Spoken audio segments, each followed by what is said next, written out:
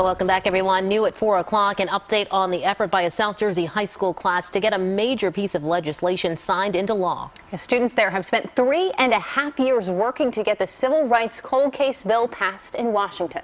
KYW News radio reporter Cherry Gregg tells us time is ticking.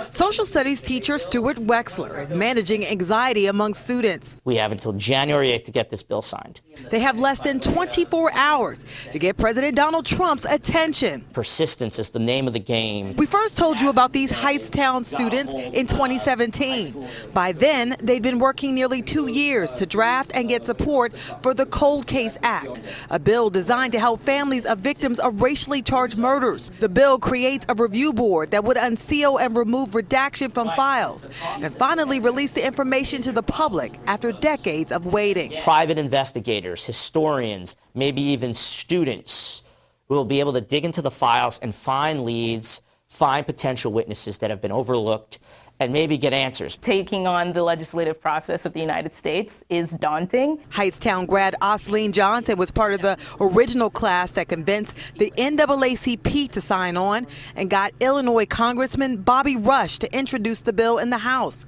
Last year, Senator Doug Jones took on the Senate, and both houses passed the bill with overwhelming support in December. This wouldn't have happened if all of the students didn't agree to work on it. The final step is to get President Donald Trump to sign the bill by tomorrow, or it'll die without becoming law. We've actually had lists of senators and representatives that we just go down the list and call them one at a time. These students have cut class to call, email, and tweet the White House, the president, and others to get the cold case bill on the president's desk. Please sign our bill. For Wexler, it proves even with the gridlock in Washington, If you really mobilize and you're persistent, you can get things done in this country. In Hightstown, Cherry Gregg, KYW News Radio for CBS 3 Eyewitness News.